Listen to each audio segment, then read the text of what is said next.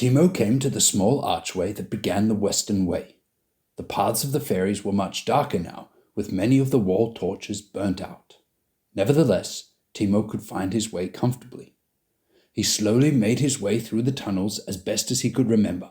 He often found himself walking into rooms with no exits, and had to backtrack to find the right path to the throne room.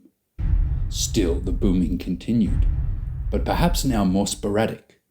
Perhaps the trolls were getting tired, or perhaps they were breaking through. Timo did not want to be around to find out. He walked through a corridor that looked familiar, and that led him to a large set of well-carved stairs. The stairs to the throne room. He crept up cautiously and entered the king's chamber. It was mostly dark, as the lanterns in this room had nearly all died out. Timo found some fuel and set them alight again. The room blazed with a new-found light, and Timo took in his surroundings. The room did not seem as grand without its furniture and beautiful wall hangings, and without the fairy king seated upon his throne. Timo walked over to the large statue of an old fairy king.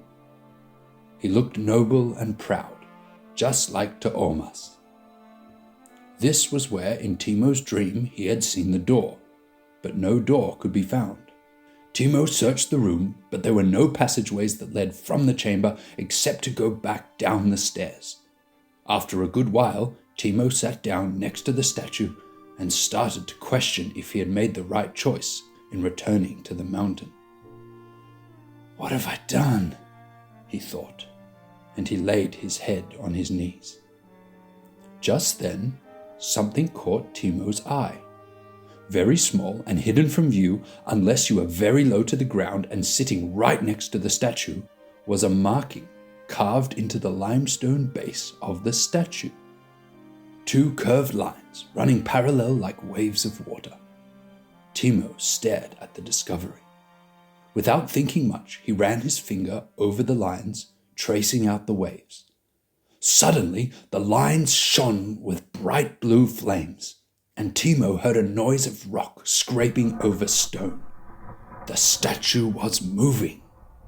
Within seconds, the statue was roughly 3 paces to the left, and a stone door was uncovered. Timo's heart started beating faster, and he looked around the room to see if he was still alone. He was, and all was quiet. Quiet! Timo realized he had not heard the booming banging of the trolls and could not remember how long it had been silent. He must be fast. They might be coming. He reached out and grasped a small silver ring that was attached to the door. With a large heave, he drew it open and was met with a chilling blast of ice-cold air and a darkness blacker than black. He had half expected the blinding light from his dream, but instead he could barely see but a few paces where a stair began to wind its way into the mountain depths. Timo picked up the torch he had placed down and, holding it before him, gazed into the darkness. The stairs were narrow but well made and wound down through walls lined with crystal and limestone formations. Timo stepped through the doorway. It was very cold. He started down the stairs, the flame from his torch providing just enough light to see the steps in front of him.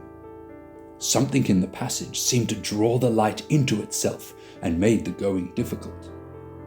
Timo's feet missed a step and he crashed down, scraping his elbows against the cold stairs until his hands steadied him. He was lucky that the torch had not gone out. Further, he continued down the stairs, now cradling his left elbow that was bruised and grazed.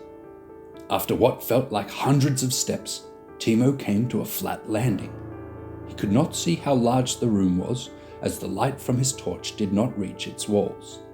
The floor, polished flat, extended from Timo into the darkness, broken only by a thin stream of mountain water trickling across the floor and then down again into unknown depths. Timo was tired and sat down by the stream.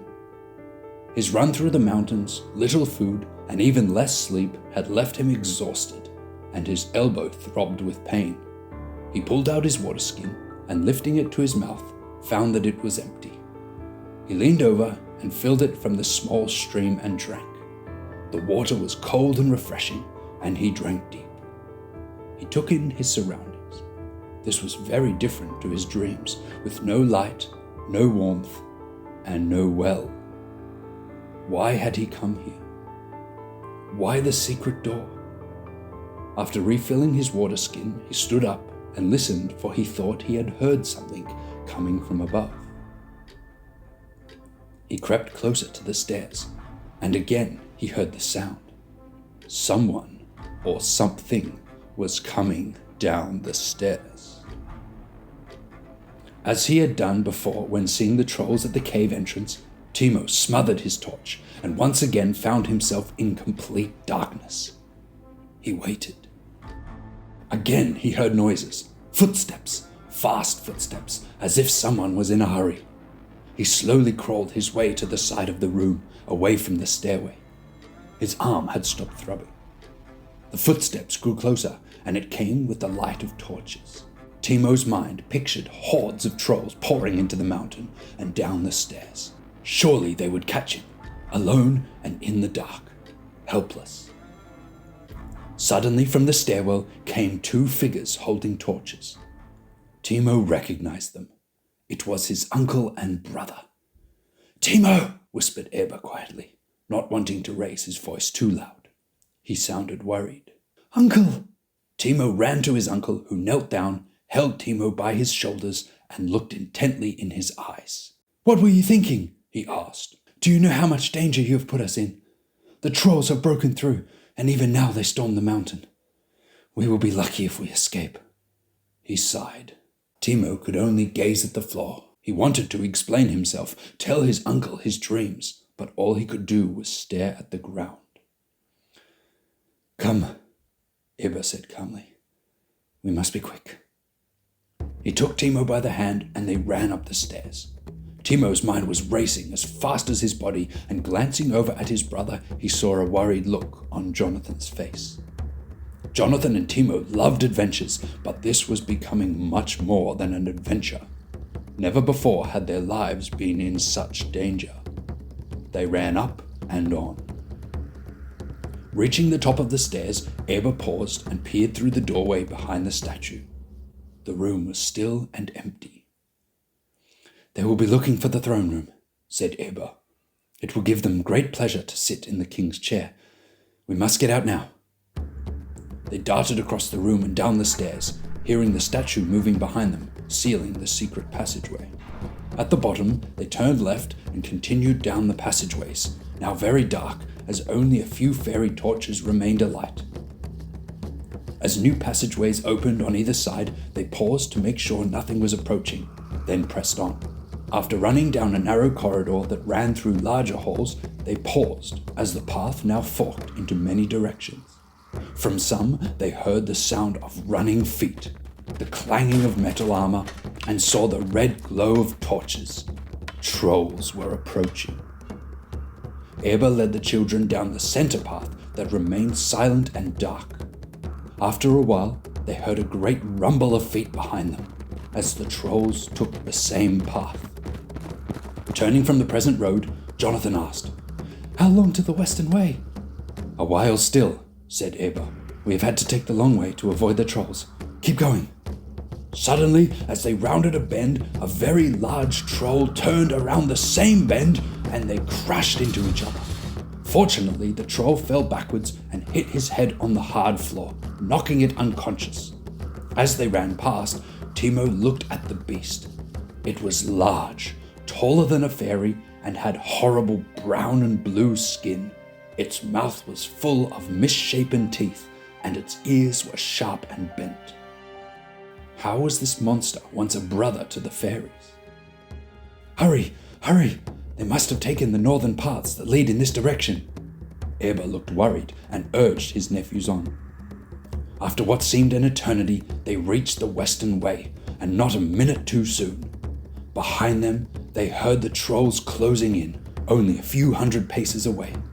"Quickly, down the tunnel," Eber said as he let the children go first. If any trolls were to follow, they would have to deal with him first. He had picked up the sword the unconscious troll had been carrying and would not let anything happen to his nephews without a fight. They ran down the western way with all the speed they could muster, passing the bright streams of gold that the trolls would undoubtedly take for their own. After a long while, without stopping, they paused to catch their breath and listen if they had been followed. They had not, and they breathed sighs of relief. Timo burst into tears. "Sorry, Uncle," he cried. I thought if I went back I would—" His apology was cut short. Their torch had gone out, and in front of them, in the very direction they were going, a light could be seen, and it was getting brighter. They heard a horrible laugh coming from the direction of the light. They were trapped.